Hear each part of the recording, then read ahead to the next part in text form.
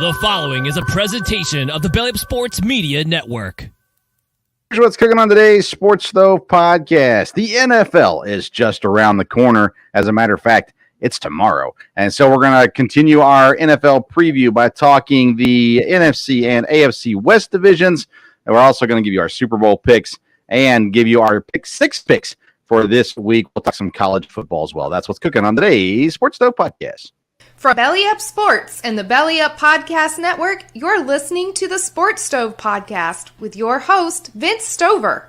Hey, good looking, what you got cooking? How's about cooking something up to me? Welcome in to an all-new edition of the Sports Stove Podcast presented by Righteous Felon Jerky. Go to righteousfelon.com, get your jerky there. Use the code BELLYUP. You're going to get 15% off your purchase. What a deal right there at righteousfelon.com. You can also find it in some gas stations, Pilots, and Flying J's, but you don't get the 15% off. So go online, use the code BELLYUP, get that 15% off. You will not regret it. I'm your host, Vince Stover, joined by my dad, Dale Stover. Dad, how you doing? Doing good, boy. We're into football season now, and of course the NFL's starting, and just so much going on. So exciting to talk football tonight. It is, of course, Saturday. A lot of college football was going on. I made it up to Cincinnati for a game to watch EKU just barely get beat by Cincinnati, 66-13, but had a great time there, and looking forward to a continued college football this weekend, but the NFL is here as well, and it kicks off tomorrow with the Kansas City Chiefs versus the Detroit Lions. I'm not going to lie, that Detroit Lions kind of gets me a little less excited, but nonetheless still excited that football is upon us, and so looking forward to that today. And we are got all kinds of things to cover when it comes to the NFL, when it comes to college football, all those kinds of things. And so we're going to dive right in, and we're going to start with college football and talk briefly about the things that happened this weekend. We need to start with, we won't spend a lot of time on it, but we need to start with Colorado and TCU, and the Colorado upsetting TCU. And then everybody's saying, I'm not that surprised. I am. I didn't know what to expect from the get-go, and but Colorado looked tough offensively. They also gave up a whole bunch of points, but nonetheless, what are your thoughts on Prime's first game in the Big 12? Was that what Colorado's in? Yeah. So I get confused with all these conferences. Doesn't matter. Colorado, what's your thoughts? Yeah, it was. I was surprised again because TCU is a really good team. And, but again, I think Colorado is going to be good. There was a lot of uncertainty because I think, there's never been a team with this much turnover, in college football in a long time. Of course, again, Deion knows talent, and I know I'm sure he's got great assistant coaches, and definitely had him ready to play. He's always going to have them emotionally ready to play. It'll be interesting to see. Of course, they got a game this week with Nebraska, and that'll be interesting to see if they can keep things going. But that was a big upset, no doubt about it. But they did look good. Are you pro Deion Sanders or anti Deion Sanders? I think I'd be pro Deion Sanders. I definitely wouldn't be anti. Again, I don't know that I like the system now, but he's playing the system the way it is. That's what the rules are. You have the transfer portal, and that's what they have. So I think he'll always be able to motivate players. Again, I hope, we've talked about it. I hope they can get transfer portal and things like that under control and get some regulation in a year or so. But no, I wouldn't be anti-Deion at all, I don't think. Yeah, I struggle with this because I really don't like what Deion did when he came in. I don't like the idea of him shipping off. He has 80 transfers on his roster. He created so much room on that roster by just kicking guys to the curb. I'm not even giving him a chance. I don't think he even watched film of Colorado when he took the job. I think he just came in and he's got, I'm going to bring in my guys. I got my own luggage. I'm bringing it with me. And I really didn't like that. I don't mind bringing in transfers. I just don't understand why you don't even give a guy a shot. And I felt like that's what he did with Colorado. That being said, I find him incredibly entertaining. I think his son is an incredible talent. Obviously, this Travis Hunter is an incredible talent. I'm for that aspect of it, but I also think we're rewarding bad behavior, and that just, man, that does not sit well with me.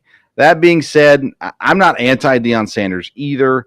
I'm just, I don't know, I guess disappointed in some of the stuff that he did, some of the things that he said, how he's acted in some ways.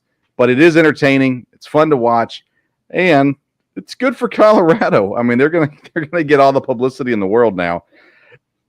And, Dad, they can beat Nebraska. I don't think there's any question about that. So they might start the year 2-0 going into it, which will be interesting.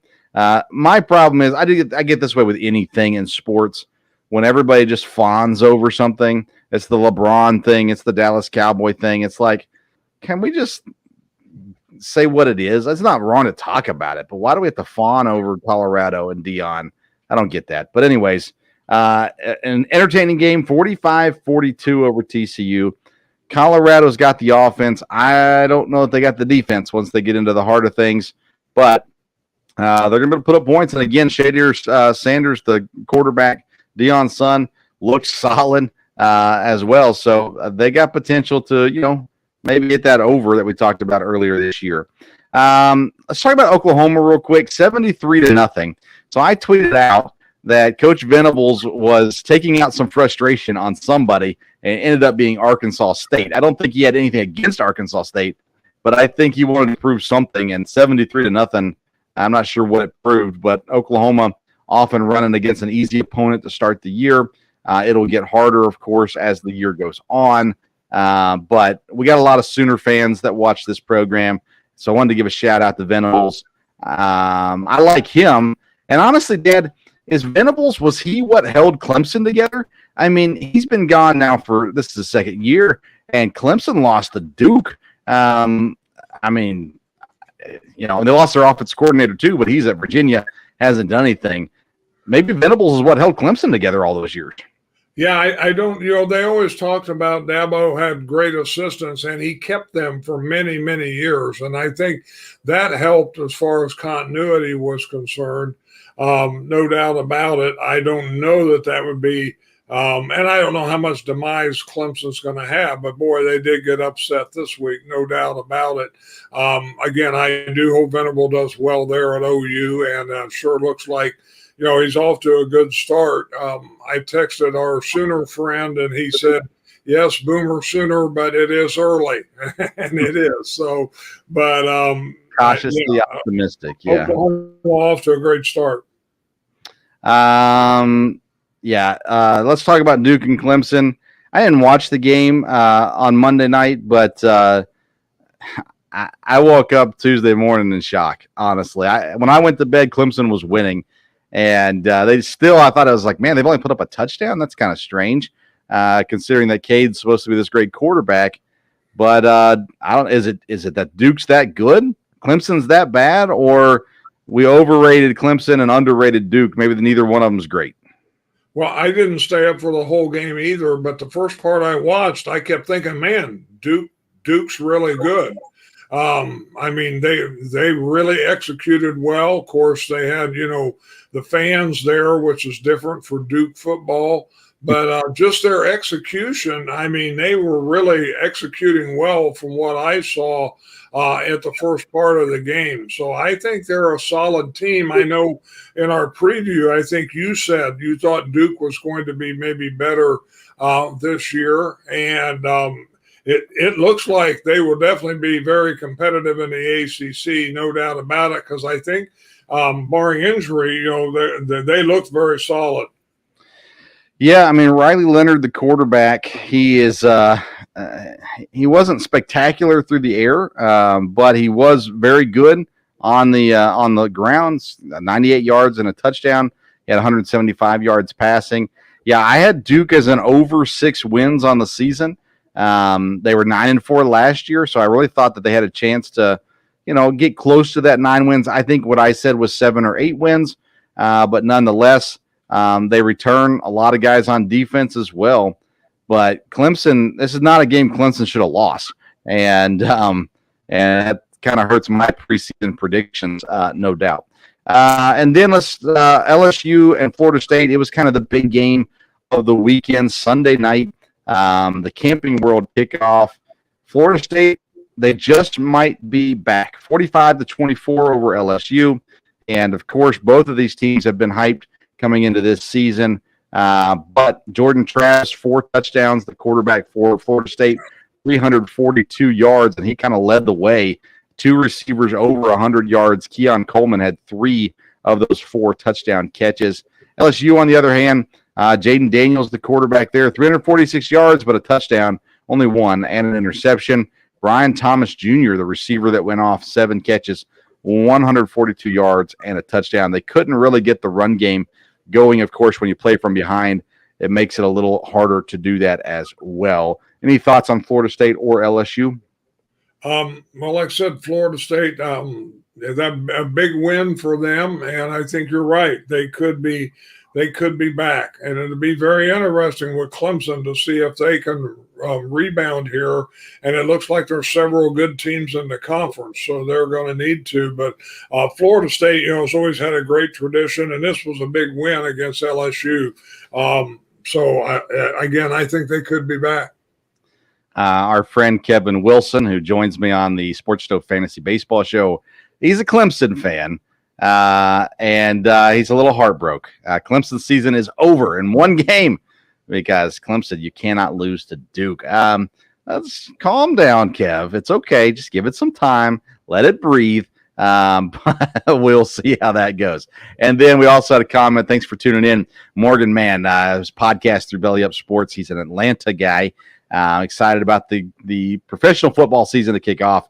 But as always, he says he's super pumped for the Falcons, but for the Dogs, excited to see them hopefully three-peat. And the Dogs had no problem in week 1, and they will not have a problem in week 2 either because they're playing Ball State, Georgia, 42-point favorite. When you look at this week's slate of games in college football, there are a couple that should be good and fun to watch. The obvious ones, Alabama and Texas. Alabama, a 7-point favorite in this game. Texas is a team that I'm pretty high on this year, and I think this is a game I predicted they win this game.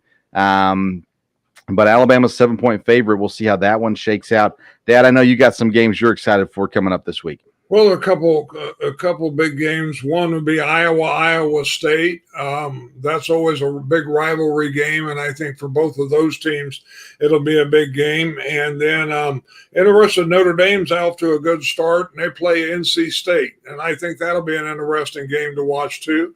And there's a few other good ones along with that, but those are ones that kind of caught my eye. There's 2 games that are 2 ranked opponents. The first one is what I already mentioned, Alabama and Texas. The other one is Tulane and Ole Miss. Ole Miss is 7.5-point favorite in that game. I have not watched a Tulane football game maybe ever in my life, so I'm not going to comment on how that one's going to shake out right now. Tennessee started off with a big win. They play Austin Peay this week. Should be no problem there either. It's been a long time since Tennessee has consistently been in the top 10. They are ranked number 9 right now. Dad, anything else about college football before we transition to the NFL? No, like I said, there was teams that did well but didn't play a lot of competition, so we'll see how it goes, especially in a couple of weeks when they get into conference play. All right, very good. We've been previewing the NFL. We've done every division except for the West, so we're going to do that. Then we're going to give you Super Bowl picks and playoff picks, and then after that's all said and done, we're going to talk about each game, get into our pick 6 for this week. So let's start with the Denver Broncos in the AFC West. New head football coach Sean Payton is there. Joe Lombardi in as the OC, Vance Joseph in as the defensive coordinator. It all comes down to Russell Wilson this year. Does he get back to form with Sean Payton as his coach, or does he look like he did last year? I tend to think he's going to look a whole lot better this year. He's got decent weapons, Jerry Jeudy, Cortland Sutton. They drafted Marvin Mims in the 2nd round. They've had some injury issues already at wide receiver, so we'll see how that all shakes out. They bring in Adam Trautman from New Orleans. Of course, Coach knows him well from his time with the Saints. I really like Greg Dulcich, the backup. He's listed as the backup tight end right now.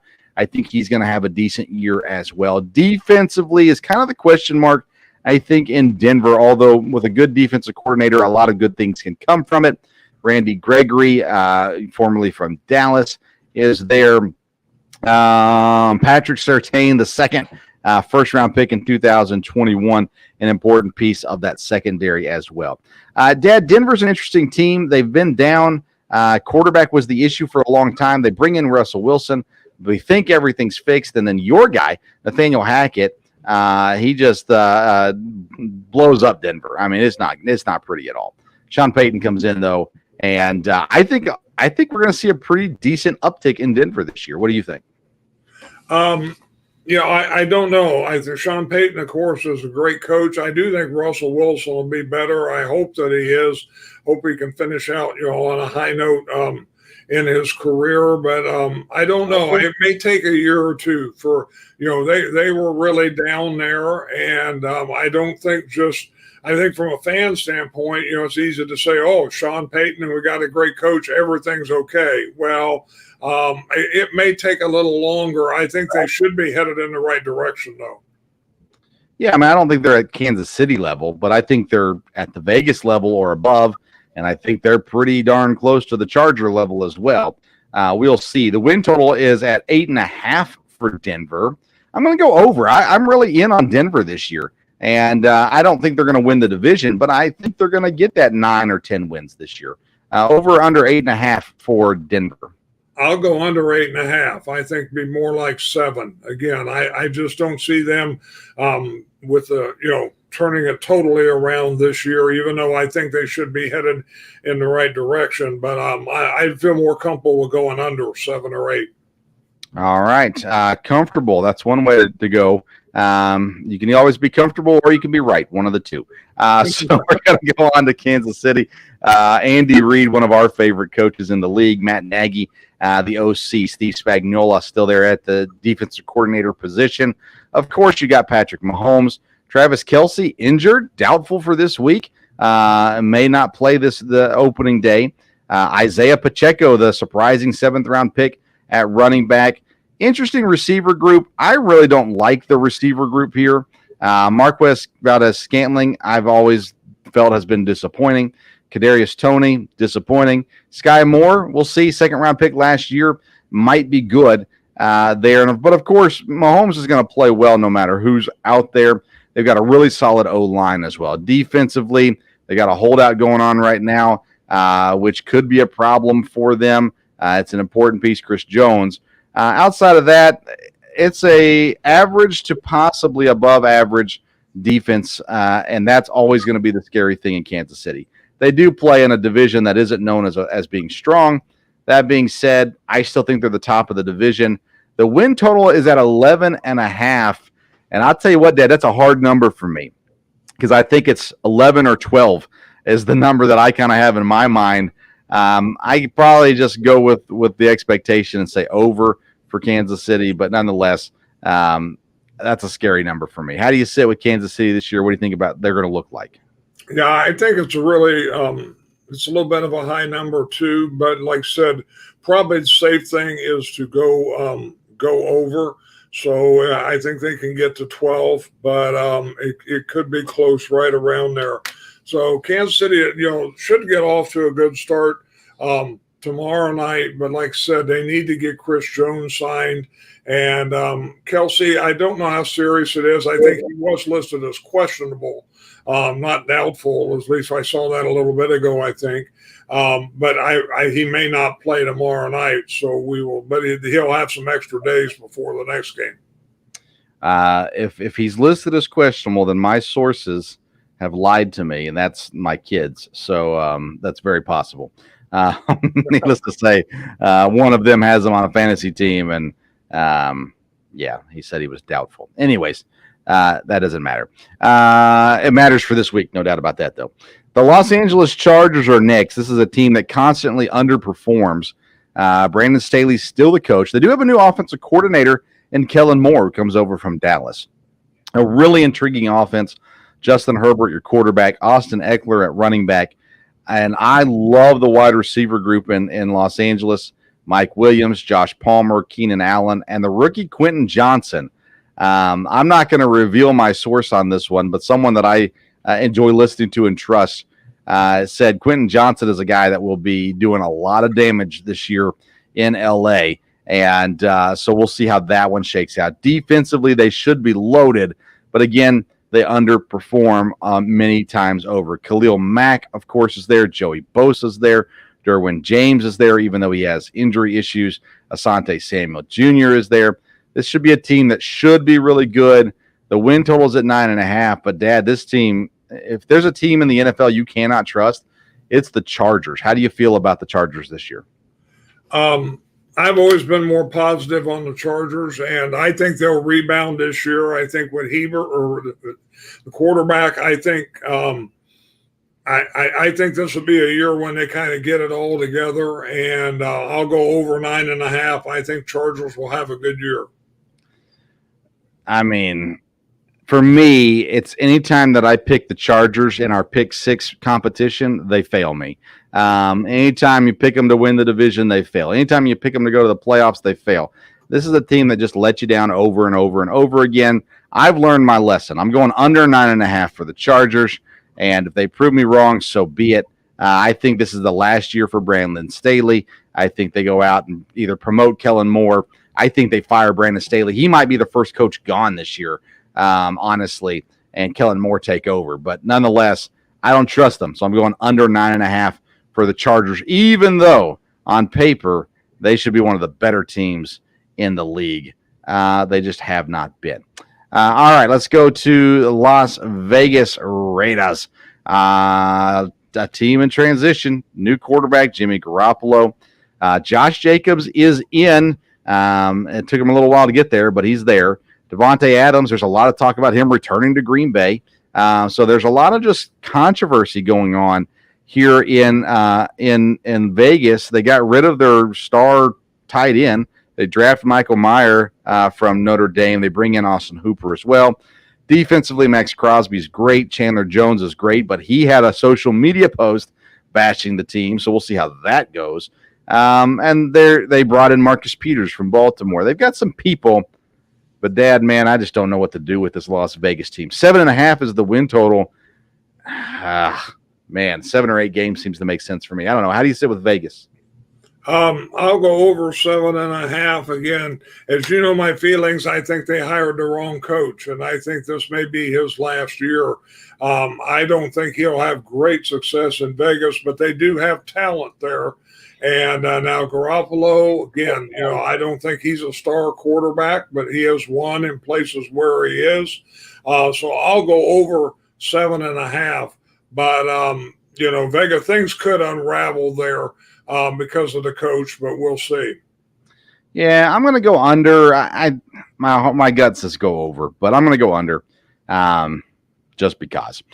That's the AFC West. I've got it shaken down. Kansas City, Denver, Los Angeles, and then Vegas. I'm sure you've got Los Angeles as number 2 team, but how do you break down the West? Yes, I have Kansas City, Los Angeles, and then I have Vegas, and then Denver last. I just don't think Denver's going to turn it around this year, but we'll see. Well, one of us will say I told you so at some point when it comes to Denver. Yes, I will. Let's move to the NFC. Arizona Cardinals. This is the stereotypical tanking right here. Jonathan Gannon, the new football coach, man, the video came out of his speech. It was ugly, but nonetheless, starting quarterback for your Arizona Cardinals, Joshua Dobbs, former Tennessee quarterback. He's been in Pittsburgh. He's been in Cleveland. He's been somewhere else too, Jacksonville maybe. But now he sits in Arizona, gets the starting job due to injury of Kyler Murray and the cutting of the original backup. And again, just a true sign of a desire to tank. It's not that they have no talent. Hollywood Brown, Rondale Moore, even James Conner still holding it up there. Zach Ertz at tight end, Trey McBride there too. They've got some talent, but they've got no interest in winning.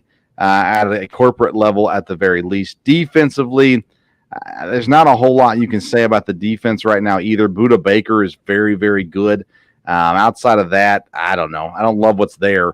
And I don't see the effort being there this year for Arizona either. And Vegas agrees with me. Their win total is at 4.5 for the Cardinals, with potentially the top 2 picks in the draft having their own pick and the Texans pick as well.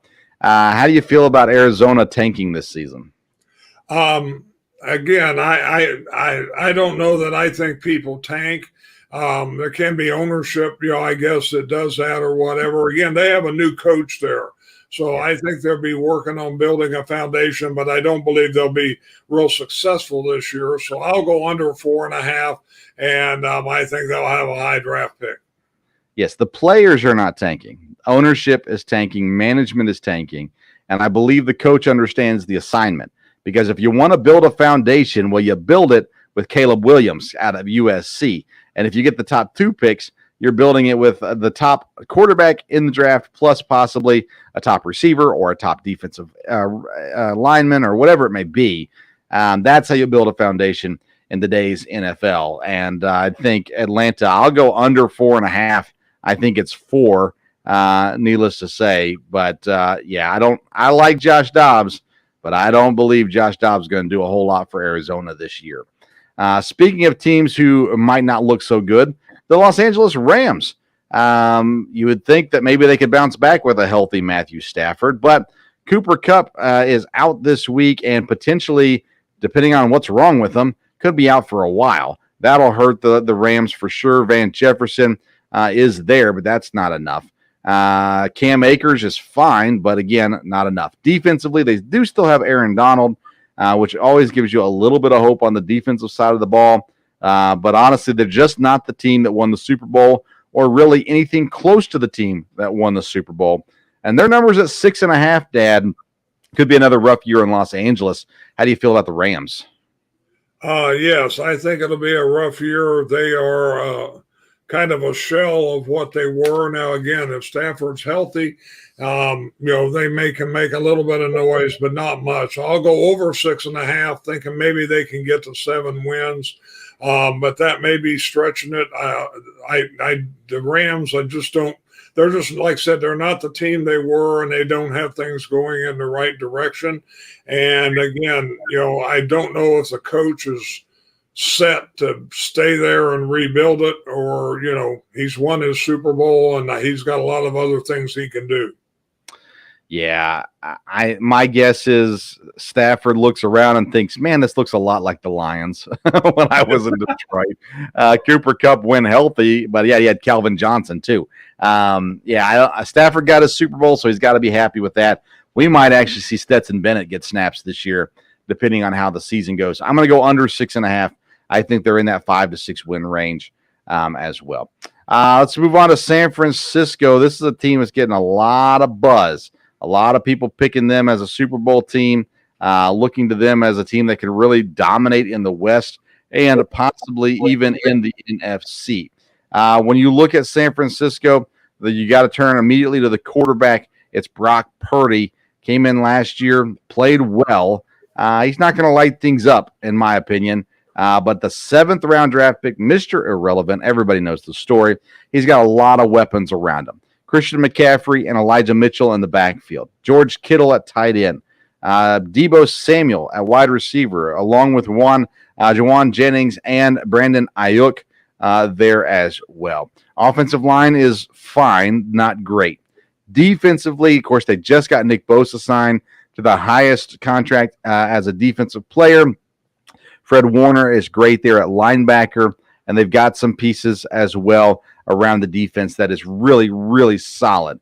So you look at that, and they added, by the way, Javon Hargrave as well to the D-line from Philadelphia. That's a huge addition. San Francisco's defense can carry them in the division. I'm just not a Brock Purdy believer as far as going winning a Super Bowl with Brock Purdy as your quarterback. I think he's fine, and I think he can survive the regular season. I don't love what they've got, though, there. That being said, San Francisco's win total is at 10.5. I look around the division, and it makes me think, yeah, they can do that. They can get 11 wins. So I'm going to go over San Francisco, but I don't see them as a legit Super Bowl threat. How do you feel about San Francisco? Yeah, I'll go over 10.5 also. I agree with you. I think there's a question about Brock Purdy, and I think there's in some ways a lot of pressure on San Francisco. They need to make a move. Their time, they've got a lot of good players, but if they don't, produce this year, they've kind of stayed the same, I think, in some ways. Of course, Adam McCaffrey last year really helped. I think they'll do well because the NFC is not real strong from there, but I don't necessarily think they're the dominant team in the NFC, and definitely maybe not one of the top dominant teams in the NFL. All right. Let's go to Seattle. We talk about wide receivers. I love Seattle's wide receivers. DK Metcalf, Tyler Lockett, both incredibly solid. And they bring in the rookie in the first round, Jackson Smith and Jigba, who has been cleared to play in week 1. And so we will see him in week 1. Kenneth Walker, the third, is a really good running back. The question mark comes to quarterback. Geno Smith had a fantastic year last year. I am not a Geno Smith believer, though. So that puts on a lot of negativity in my mind. Defensively, they've got some talent back there for sure. Quandre Diggs. They drafted Devon Witherspoon in the first round this year as well. Bobby Wagner returns to the team. Jaron Reed up front at nose tackle is going to help them out as well. And they've got a lot of rookies who are going to play backup roles on defense too. Man, I just look at Los Angeles and I look at Arizona and say, man, they're so bad. That could be 4 wins right there. The win total set at 9 for Seattle. I think that's the number. So I'm going to go under because I don't think they get the double-digit wins this year. I think they're being overhyped. I think Geno Smith is being overhyped. So I'm going to go under 9 wins, although I think 9 is the number. How do you feel about Seattle? I'll go over, but I think 9 is probably about where they're at. I've never been a big Pete Carroll fan at all, but they did well last year, and you look at the team, they have not digressed. I think they've added some pieces a little bit there, and with some of their draft choices and everything. And again, the NFC is not real strong. Their division is not real strong. So I think Seattle will have a respectable year. Again, I don't think they'll challenge San Francisco, but I some reason, again, it's hard for me to pick Seattle, but I think Seattle's going to have a decent year, and I'll go over 9. All right, so I've got it breaking down San Francisco, Seattle, Los Angeles, Arizona. How do you have the division breaking down? Yep, same way there. San Francisco, Seattle, the Rams, and Arizona. All right, let's look at the end of the year, Dad. AFC championship game. Who's the 2 AFC teams you have sitting in the championship game? The Buffalo Bills and the Cincinnati Bengals. Okay. That's actually what I was thinking too. I hate saying the same thing. Kansas City obviously could be there. I think Baltimore could surprise some people this year as well. Jacksonville's always intriguing there also. But I'm going to say the same thing. I'm going to go Buffalo and Cincinnati in the AFC. In the NFC, who's your final 2 teams? Philadelphia and San Francisco. Ooh, okay. Philadelphia and San Francisco. Man, to me, the NFC is so hard this year. There's teams that I like, generally speaking, thinking, man, they could definitely do some damage. There's not a whole lot of people that are scary. I could go homer and say the Packers are going to make it. I think they win the division, and I think they could be scary once they get there. I'm going to go with an NFC East battle in the NFC finals, being Philadelphia and Dallas in the finals this year. Super Bowl. Who do you have making the Super Bowl? I think this will be the year Buffalo does what they need to do. So I'm going to have Buffalo and Philadelphia. Oh, Dad, come on now. We should have talked about this beforehand. That's who I have as well. Buffalo and Philadelphia. That's scary. We don't have that happen very often. I just think that Philadelphia is too good in the NFC compared to everybody else. I like their defense and their offense. And same thing with Buffalo. I think Cincinnati and Kansas City and Jacksonville, maybe even Baltimore could sneak in there. At the end of the day, though, at some point, they're going to make a Super Bowl, right? I mean, Josh Allen, Stephon Diggs, they got a solid defense as well. So I'm going to say the same thing. Buffalo and Philadelphia. Who do you have winning the Super Bowl? I'm going to have to take whatever you don't pick, I guess. Who do you have win the Super Bowl? I would take Buffalo. Just again, I think this could be the year they go all the way through. Now, it won't surprise me if Cincinnati's the team, and I think Jacksonville's tough. But at this point, I mean, it's way too early to pick, but I would have to go with Buffalo. Oh, it's never too early to pick. Next episode, we're going 2026 Super Bowl winner. No, I'll go Philadelphia. I probably would have went Buffalo, but I'll go Philadelphia. There's something about – I don't like their coach, by the way, but there's something about him – I'll say this, and it's not what I mean. Bill Belichick not saying he's like Bill Belichick in the way he acts. It's just that kind of guy that gets under my skin, yet he has success. And so I'll go Philadelphia in the Super Bowl over Buffalo. You've got Buffalo over Philadelphia there as well. All right, we're going to get to our pick six in a minute, but first, let's go over fantasy tight ends. Let's do this one quickly because most people have already drafted. And so I'll give you my top four. Actually, I'll give you my top three. I got Travis Kelce 1, and then I've got TJ Hawkinson number 2. With the way that Minnesota's done their offseason, he moves up in targets, and I think he's a really good tight end, and I think he's going to score a lot of fantasy points. And then I got Mark Andrews 3. So I got Kelce, Hawkinson, and Andrews. Again, when you're talking fantasy, I've got Kelce, Andrews, and Waller, number 3. Oh, yeah, I've got Waller down the list. I've got him at 6. Being in New York, he's going to be the best receiver they have. Don't get me wrong. I always question his health, which always knocks him down a little bit for me. And I don't know. There's something weird about New York this year that has me really weary of anybody in the Giants organization.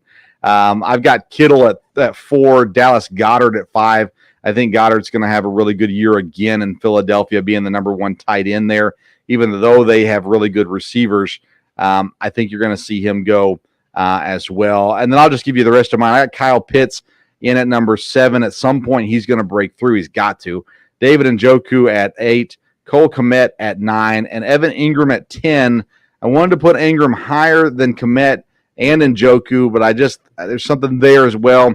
He got franchise tagged. It's not really what he wanted. Those kinds of things always worry me. So that's how I break out my top 10. Who do you have the rest of your top 10? I've got Kittle at 4, Hawkinson 5, Pitts 6, Goddard at 7, Njoku at 8, Ingram 9, and 10 I have a tie. How do you pronounce the guy's name in Philadelphia? Or in Pittsburgh, I'm sorry. Oh, Freiermuth? Yeah, I have a tie between Freiermuth and Schultz at number 10. Okay, very interesting. I like it. I like it a lot. I'm interested to see how Freiermuth does in Pittsburgh again, second year, how that grows and potentially to be good for sure about that. I wasn't ready to put him in my top 10 just yet, but I don't mind it being there as well. Sleeper and bust on the tight ends. Who's your sleeper at tight end this year? I think it's Musgrave from Green Bay. He's going to get a lot of passes thrown to him, and I think he's going to score well. And I also had Ertz there at first. I thought maybe about him as a bust, but again, as you said, if a quarterback doesn't have a lot of weapons and everything they throw to the tight end, and maybe Ertz might be a little surprising fantasy-wise. But Musgrave's my top sleeper. All right. I got Hunter Henry as my sleeper from New England. I think he's going to have a solid year this year, second year there. Of course, they traded Jonnu Smith, and so I think Hunter Henry's a guy I like there. My bust dad is Dalton Schultz, a guy who you had in your top 10. He goes to Houston this year from Dallas, and I typically like tight ends with rookie quarterbacks. I don't know. I think he might get exposed this year. So Dalton Schultz is actually my bust this year. Who do you have as your bust? I have Komet. Again, from Chicago. Some people are very high on him. Of course, I'm not high on Chicago, and I don't think fantasy-wise he's going to get you a lot of points. I mean, I look at Komet and I go, they got to throw it to somebody. DJ Moore is going to be double-teamed, so I think Komet's going to get his points there. But, hey, we're all entitled to our opinion. Dad, I'm going to have you switch audio because we got still a lot to talk about. I want to make sure we get it clear as possible. So I'm going to take you off and let you switch that over. He'll be back in just a second. I want to remind people about our sponsor, Righteous Felon Jerky.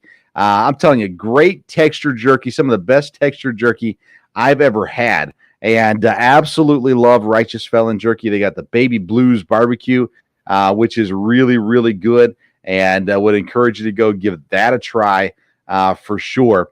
And hopefully you can enjoy some Righteous Felon Jerky. Go to righteousfelon.com.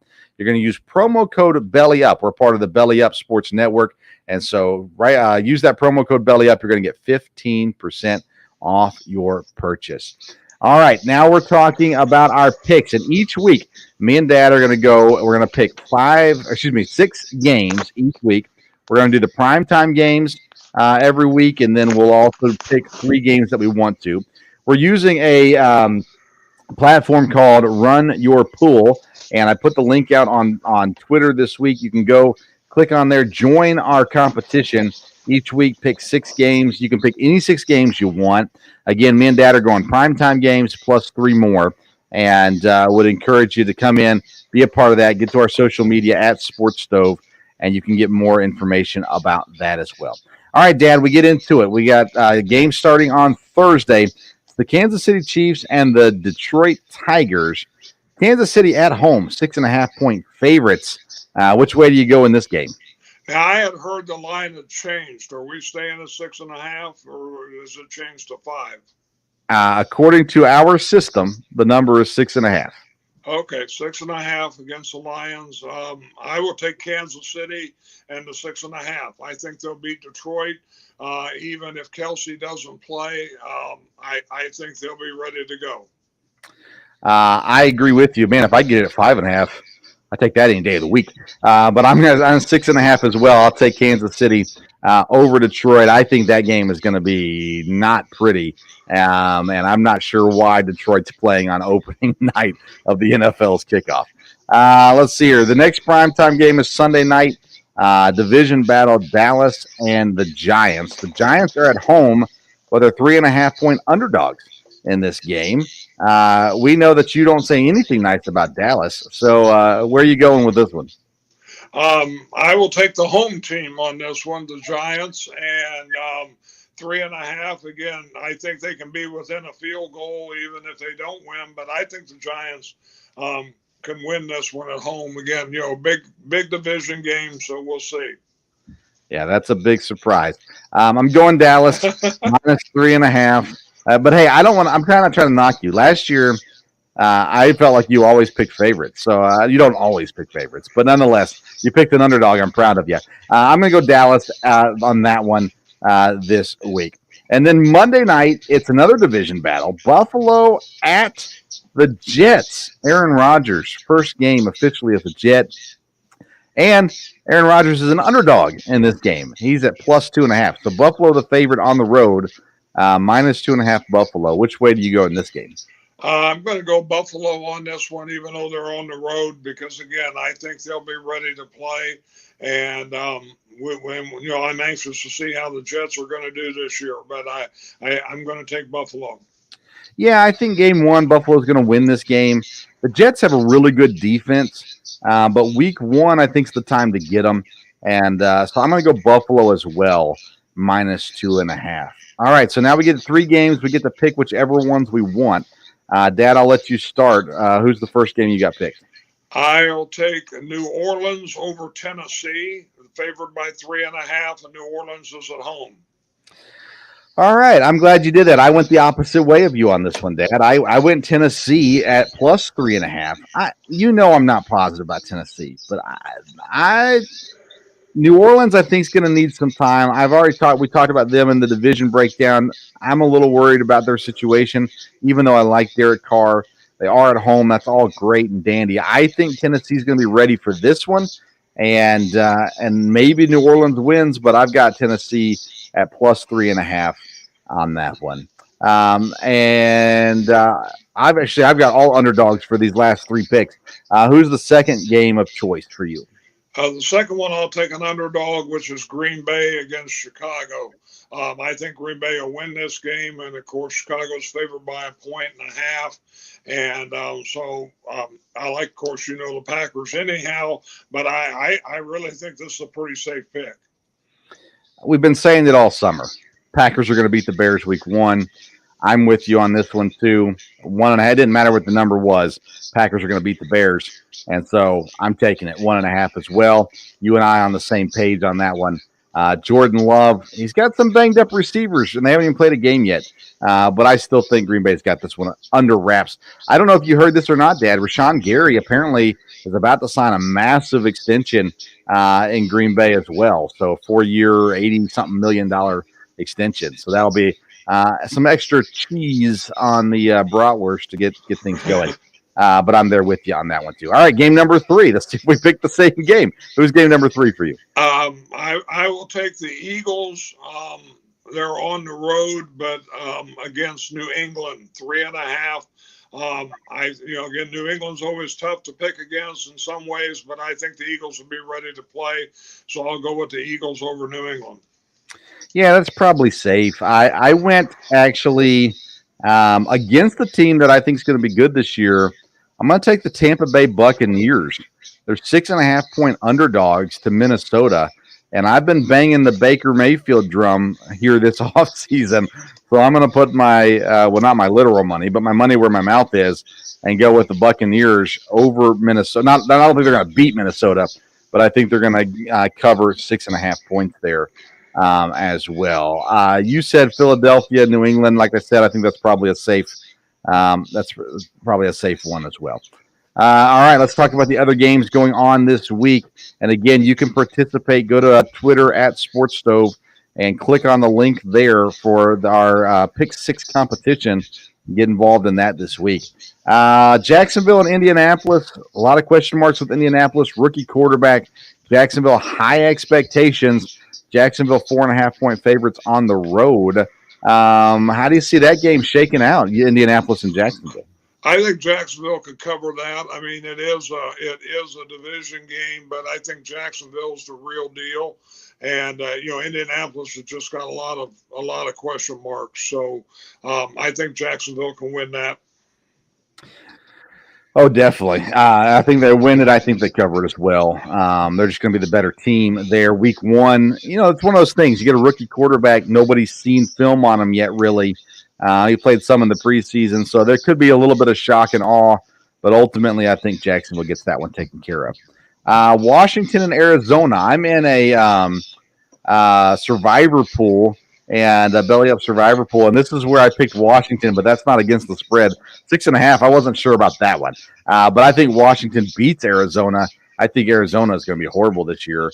And even Sam Howell, who I'm not a huge believer in, Washington's good enough to win this game. How do you feel about that one? Yes, Washington should win this game. And I'm interested to see, like I mentioned last week with the quarterbacks, I think Howell might be okay. So we'll see. But I'll go with Washington. A couple of good games. San Francisco at Pittsburgh. San Francisco's the favorite. I think Pittsburgh might be able to take that one. Pittsburgh, I think, is going to be better.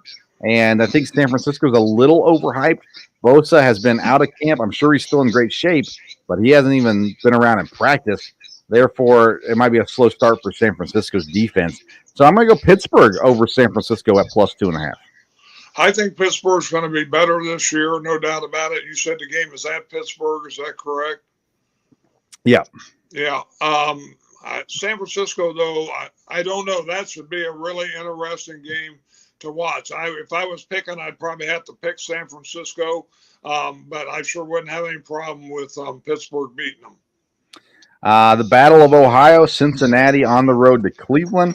Cincinnati is a 2.5-point favorite. Joe Burrow for full participation and practice, so he will play.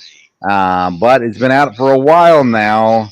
Do you trust Cleveland to beat Cincinnati, or do you got Cincinnati over Cleveland? This is always a great game here in Ohio, no doubt about it. I think the Bengals are going to have a good year. I won't be shocked if Cleveland is ready for them in this one. But, Cincinnati got a little bit of a slow start last year. I'll go with Cincinnati, but this one could go either way and should be a great game to watch, maybe one of the best ones. I've heard a lot of the pundits saying the Browns are going to beat Cincinnati this week. That makes me say I'm going to go with Cincinnati in this one. A game that nobody cares about unless you're a Falcon or a Panther fan, or you've got some of these guys on fantasy football. Atlanta at home, 3.5-point favorites over Carolina. New quarterbacks for both of these teams. Atlanta has so much more talent overall than Carolina, so I'll take Atlanta at minus 3.5. But I think I'm actually intrigued by this game. I want to see Bryce Young and what he looks like, and I want to see Desmond Ridder and what he looks like. How do you see this game going? Atlanta, Carolina. Yeah, that'll be interesting with those two quarterbacks. I would think Atlanta would win because I think they're going to have a better team this year.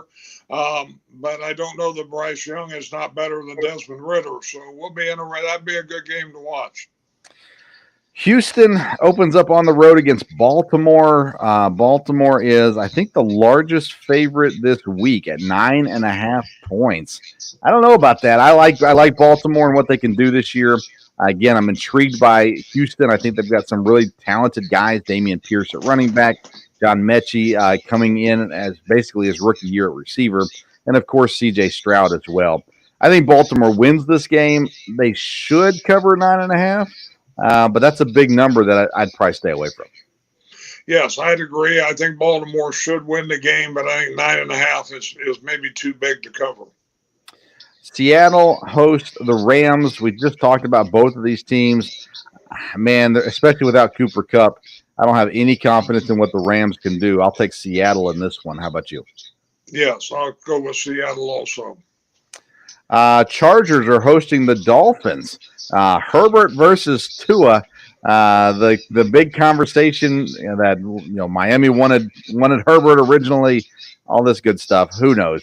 2.5-point favorite at home, Los Angeles. I like the Chargers. I just said I never picked the Chargers, but here we go. Chargers at home, minus 2.5. How about you? Yeah, both teams, this is a big game. Both teams need to win this one. But again, I'm kind of more for the Chargers, even though I think Miami's going to have a really good team. But I would have to pick the Chargers, but this could be a really good game also. Denver hosts Vegas. I already told you I'm in on Denver this year. It's a 4.5-point favorite. I'll take it. Denver or Vegas for you? I'll go Vegas. Again, I'm not a believer in Denver, and this, of course, a huge rivalry game there. So I think Vegas will come out ready to play. We'll see. We will see indeed. All right. We're out of time this week. Each week we'll come in, we'll recap our pick sixes from the week before and pick the new picks for the week. Also, you can get involved in this. Go to the Twitter at Sports Stove. You're going to find the link there where you can compete with us. It is actually pinned to my Twitter profile, so you can find it on there at Sports Stove. Click the link. Get your 6 games picked and compete with the Sports Stove. We might even have a prize at the end of the year, depending on how everything goes.